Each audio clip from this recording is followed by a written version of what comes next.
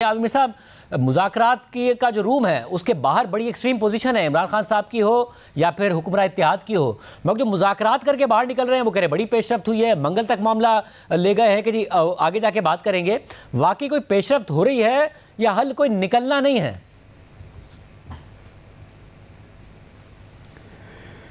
देखें, ये जो दो फ्रीकैन मुज़ाकरात कर रहे हैं, तो आज सुपहर को मेरी दोनों अतराफ़ के कुछ लोगों से मुलाकात हुई थी। उस कमरे के आसपास ही हुई थी जिस कमरे में इनके मुज़ाकरात हो रहे हैं। तो जो हुक्मरान इत्तेहाद है उसकी जो मुज़ाकराती टीम है वो भी एक नामालूम किस्म के एतमाद में मुझे मुब्तला नज़र आए। और मैंने एतमाद की वजह तलाश करने की कोशिश की, लेकिन मुझे कोई एतमाद की वजह नज़र नहीं आ रही थी। और जो तहरीक इंसाफ की जो क़यादत वहाँ पे मौजूद है, जो मुज़ाकरात के लिए आई थी, वो भी एक अजीब किस्म के एतमाद का शिकार हैं। और उस एतमाद की भी मुझे समझ नहीं आती कि पता नहीं किस चीज़ का ये एतमाद है। तो अब एक बड़ी इंटरेस्टिंग सूरत हाल है। जो इस्लामाबाद में जो हालात व वाक़यात हैं वो कुछ हमें कहानी ये सुना रहे हैं कि अब मुज़ाकरात में बहुत देर हो चुकी है और मुज़ाकरात से कोई हल नहीं निकलने वाला। फ़र्ज़ करें कि मुज़ाकरात फ़ेल हो जाते हैं तो उस सूरत में भी इन दोनों को आने वाले वक्त में बहुत नुकसान है, हुकूमत को भी और तहरीक इंसाफ को भी। और अगर मुज़ाकरात कामयाब हो जाते हैं और दोनों अतराफ़ इलेक्शन की एक नई डेट पे इत्तेफाक कर लेते हैं और उसके बाद सुप्रीम कोर्ट जो है वो उस नई डेट को तस्लीम कर लेती है, तो फिर ये दो नहीं फिर तीनों ही फंस जाएंगे, फिर सुप्रीम कोर्ट भी फंस जाएगी। और आने वाले वक्त में मुझे कोई सलूशन इसलिए नज़र नहीं आ रहा कि वो जो भी सलूशन होगा उस पर इम्प्लीमेंटेशन में बहुत सी रुकावटें खड़ी हो जाएंगी। और इसलिए मैं ये समझता हूँ कि ये मुज़ाकरात कामयाब हों या नाकाम हों, दोनों सूरतों में इन दोनों फ्रीकैन को कोई फ़ायदा नहीं है, बल्कि आगे मुझे नुकसान ही नुकसान नज़र आ रहा है। और इसकी अब वजूहात में आप ना जाएं, लेकिन समझने की कोशिश करें। उसकी बड़ी वजह यह है कि इस वक्त तक जब कि मैं आपसे बात कर रहा हूँ, तहरीक इंसाफ ने और हुक्मरान इत्तेहाद ने और सुप्रीम कोर्ट ने, तीनों ने मिल के आईन पाकिस्तान को गैर मौसर कर दिया। इस वक्त पाकिस्तान में आइन गैर मौसर हो चुका है।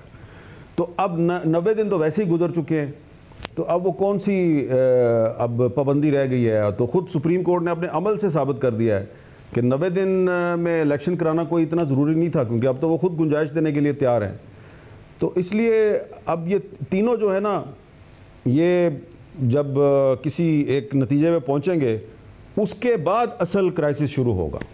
अच्छा, मगर अगर ये नतीजे पर पहुँच जाएंगे या फिर बॉल एक दफ़ा फिर सुप्रीम कोर्ट के कोर्ट में आ जाएगी, जहां अचानक नज़र आया कि अदालत का अभी तक ऑर्डर भी नहीं आया है, रवैया भी बदला हुआ था चीफ जस्टिस का, मगर अगर नहीं कुछ तय कर पाए तो आपको लगता है कि ये जो पार्लियामेंट से इतनी आवाज़ें आई, फिर वज़ीर आज़म का 180 वोट के साथ एतमाद का वोट था, इसका कोई दबाव पड़ेगा या इसका कोई असर पड़ेगा और कोई एडवर्स ऑर्डर नहीं आएगा? देखिए, जान की अमान पाऊँ तो बड़े मुअद्दबाना अंदाज से मैं ये अर्ज़ करूँगा कि सुप्रीम कोर्ट भी अब इर्रेलेवेंट हो चुकी है। अगर ये दोनों फ्रीकैन किसी एक डेट पर इत्तेफाक करके सुप्रीम कोर्ट के पास चले भी जाते हैं, तो उसके बाद जब सुप्रीम कोर्ट फ़र्ज़ करें कोई हुक्म देती है, ये 3 मेंबर बेंच, तो उसमें बड़ा मसला आ जाएगा।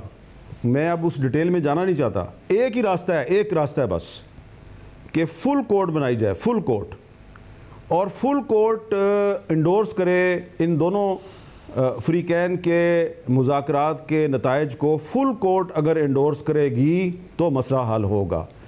ये 3 मेंबर बेंच अब इस पोजीशन में नहीं है कि ये हुकूमत जो है और तहरीक इंसाफ कोई फ़ैसला करे और उस पर ये अमल दरामद करवा दिया। बड़ा मुश्किल काम है इसकी। अब मैं बार बार डिटेल्स में नहीं जाना चाह रहा, मैं आपको सिर्फ ये कहना चाह रहा हूँ कि अब स्टेक होल्डर्स बहुत से हैं इसमें।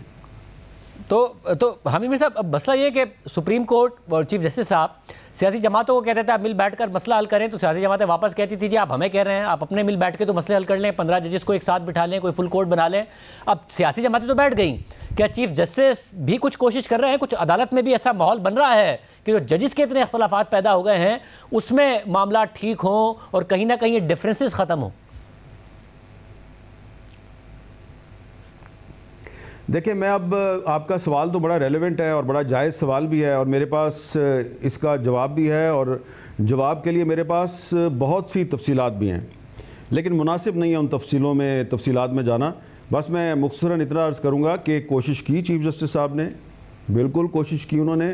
2 दिन पहले तक कोशिश की कि तमाम जजेस जो हैं उनमें कोई इत्तेफाक पैदा हो जाए, कोई इत्तेहाद पैदा हो जाए, लेकिन उनकी कोशिश कामयाब नहीं हुई, क्योंकि जो आजकल चीफ़ जस्टिस साहब की साइड के जजेस के साथ हो रहा है, वही कुछ पहले जो है वो काजी फ़ाइज़ ईसा साहब की साइड के जजेस के साथ हो रहा था। तो उस वक्त ये साइड जो है वो खामोश तमाशाई थी और इस वक्त ये साइड जो है वो खामोश तमाशाई है।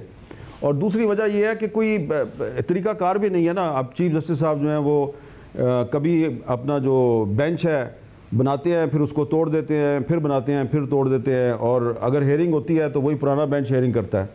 और मगर अभी समझते हैं कि जो हालात यहाँ तक पहुँचे, ये वाली जो साइड है, अगर ये इस वक्त खामोश है, मगर उस वाली साइड जब फ़ाइज़ साहब वगैरह के साथ हो रहा था तो खामोश तो नहीं थे। उस वक्त तो बाकायदा तौर पर हिस्सा डाला गया। जिस किस्म का फ़ाइज़ ईसा साहब को और उनकी एहलिया को सामना करना पड़ा, जिस किस्म के ऑर्डर्स आए और वो तहरीरी तौर पर मौजूद हैं, वो तो बाकायदा हिस्सा डाला गया फ़ाइज़ साहब को के ख़िलाफ़।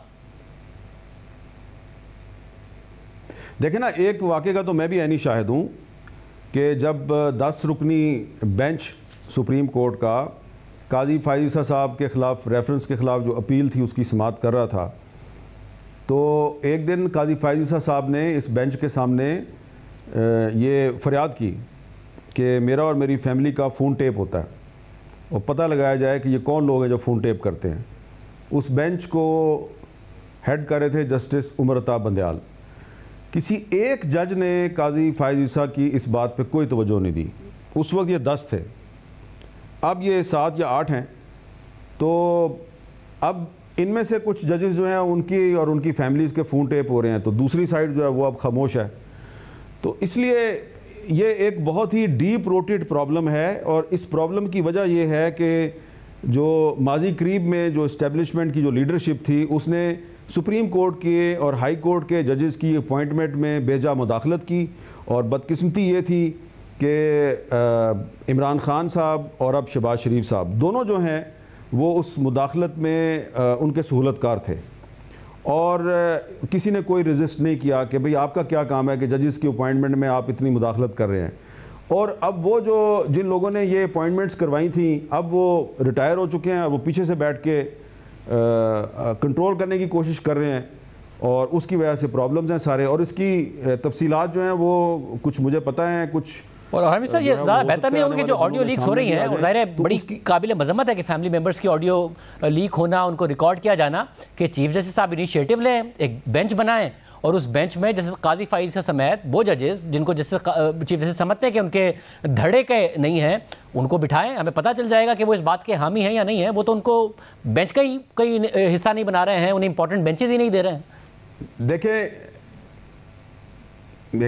शाहजेब साहब, इसमें अंडरस्टैंड करने की क्या बात है, वो ये है कि काजी फ़ाइज़ ईसा के ख़िलाफ़ 2019 में रेफरेंस आया क्यों था। रेफरेंस इसलिए आया था कि काजी फ़ाइज़ ईसा ने फैज़ाबाद धरना केस की जो जजमेंट लिखी उसमें उन्होंने 2 जो रियासती इदारे हैं उनका नाम लिखा और एक सर्विंग जनरल थे जो फैज़ हमीद साहब, जो उस वक्त DGC थे ISI में, उनका नाम लिखा और कहा कि इनको सियासत में मुदाखलत नहीं करनी चाहिए। ये उनका बन गया जुर्म और फिर उनके ख़िलाफ़ रेफरेंस लाया गया। और जो जज ये कह रहा है, लिख रहा है अपनी जजमेंट में कि ये फ़ौजियों को सियासत में मुदाखलत नहीं करनी चाहिए, उस जजमेंट के जुर्म में जब उसके ख़िलाफ़ रेफरेंस फ़ाइल हुआ तो उमर अता बंदयाल साहब, मुनीब अख्तर साहब, एजाजुल हसन साहब, ये सारे जो हैं इन्होंने मिलकर फिर उनकी कोर्ट में दुर्गत बनाई। तो अब यही कुछ जो है वो इनके साथ हो रहा है या होने वाला है, जो कि एक अनफॉर्चुनेट सिचुएशन है। इसलिए मैंने आपसे कहा कि सलूशन है, इस वक्त भी सलूशन यही है कि किसी तरीके से जस्टिस उमर अता बंदयाल साहब जो हैं वो अपने जो दूसरे ब्रदर जजेस हैं जो साथ हैं उनके साथ मामला ठीक करें और एक फुल कोर्ट बनाए। फुल कोर्ट जब तक नहीं बैठेगा, जिस पे कि इमरान खान भी इत्तेफाक कर रहे हैं, जिस पे शहबाज शरीफ साहब का भी इत्तेफाक है, जिस पे कि वकला की तंजीमों का भी इत्तेफाक है, उस पर एक नेशनल कंसेंसस है फुल कोर्ट पे। लेकिन चीफ जस्टिस साहब जो है वो फुल कोर्ट की तरफ नहीं जा रहे। ये चीफ जस्टिस साहब को चाहिए कि इस वक्त अपनी थोड़ी सी अना की कुर्बानी दें, और काजी फायजीसा साहब को भी चाहिए और उनके साथियों को भी चाहिए कि वो भी अपनी अना की कुर्बानी दें और एक फुल कोर्ट के लिए राह हमवार करें। फुल कोर्ट पे इस वक्त नेशनल कंसेंसस है, अनफॉर्चुनेटली जजेस में कंसेंसस नहीं है।